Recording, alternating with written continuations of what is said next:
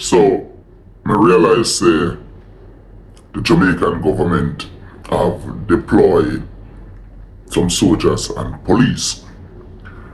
Roughly about 24, 26, something around that range, I think, to go to Haiti to help to fight the crime, to come up with a crime plan over in Haiti to help fight against the gangsters, as what them say, and the thugs, as what them say, right? Now, I don't know why or how they come by these people as gangsters and thugs that is fighting for something, that is fighting for somebody to pay them a little attention by listening to what their needs are. That's all they're doing. For over the years, Haiti has been suffering when Haiti is the first Caribbean country to fight for their independence. The first.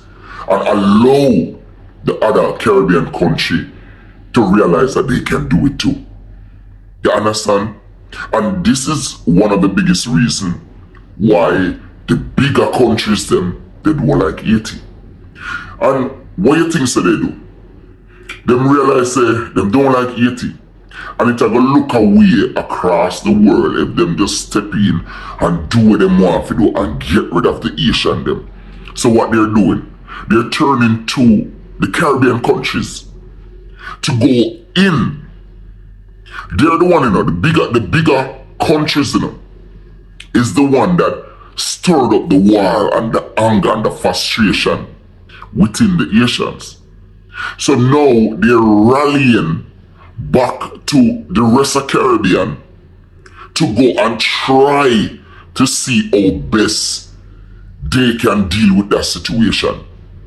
But it's not that they want us to deal with the situation, It's the fact that they want to set us against each other. But we're not realizing it. We are not realizing it because we get caught up for the love of money. And we get caught up in this thing called fear. They're the bigger countries. They have world bombs and all of these things. So yes, we get caught up in that fear. So when them say jump, we jump. And we ask them, a matter of fact, we ask them how high and how fast you want us to jump. And that is what our leaders are doing.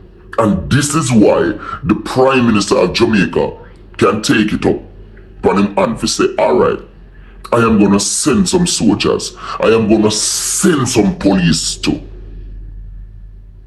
go over Haiti to go fight against these so-called rebels. They're not rebels. They are somebody that is fighting for something which we literally not paying attention to. We're not. They want food, they want job, they want proper water facility, lighting, they want better housing. They're crying for it. Roads, they're crying for it. Nobody is paying them attention. And instead of you leaders, take a step back and say, listen, alright, I'm here the leader now, Let me listen to the people. Let's use that something here. Let me listen to the people of Haiti and hear what is the real reason why we have this chaos right as we speak at this present moment. And one of the reasons why these leaders doesn't listen is because of you as a diehard set of people that will not hold them accountable. You guys will not. Because this that the Prime Minister does, the first option, is to take up a bunch of soldiers, take up a bunch of police and send over Haiti to say, hey, go create a crime plan that over there. And if it comes to the test, where you have to execute or analyze some people within your crime plan, do it. Not realizing that we're stirring up a war and affliction against each other. We're not realizing it. We're not realizing that we're stirring up a war and affliction against each other. When you send them over there now, the Asian them a look on it and I say, really Jamaica? Really Jamaica? Jamaica, where we have a strong ties with for a longer time. You would think that would be the first one to listen to our cry and try to come and say, okay, I am going to sit down with you. Why you think so them run to Jamaica first? Why you think so when them take the boat and them running off? It's because they are looking forward for the help of Jamaican people because they see us as their brothers and sisters.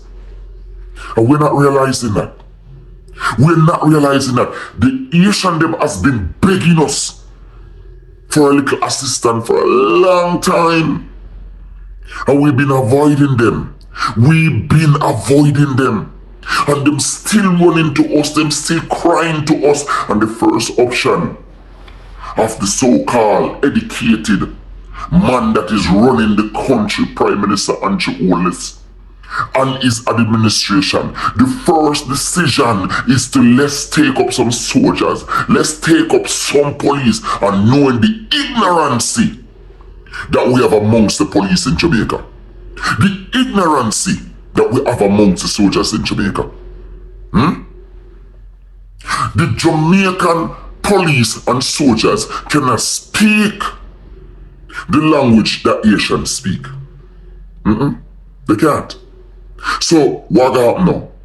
You gotta have a translator with them every 24 minutes, 24 seconds, with your soldiers and policemen. So when them say, hey boy, go there so, hey boy, you're under arrest, I'm have to wait for over here so. If you come and say, hey, whatever, Asian, I am not mocking you guys, I'm just saying. Right? What am I going to do? How am I going to deal with that? How they are going to work on that levels? Mr. Andrew Wallace, you should have take up your little backside.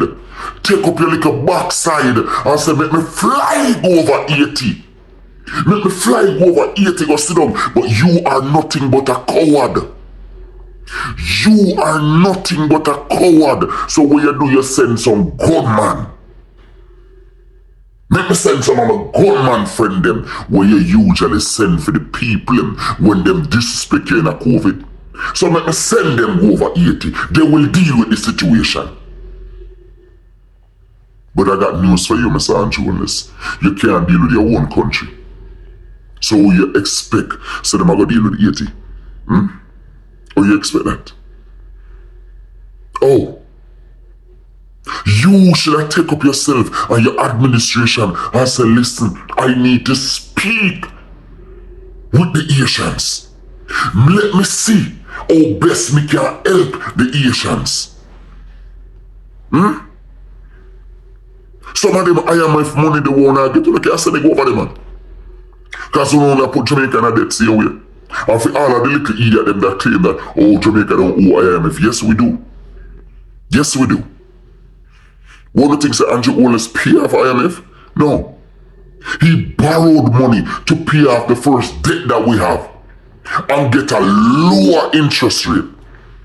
So we still owe them. It's not no. We still owe them. You understand? And we still get money from them. And it's gonna keep coming in now. One of the things say, Nigel Clark just dip on that boat for nothing. Ah boy. Andrew, time come. Time come. Yeah, time come.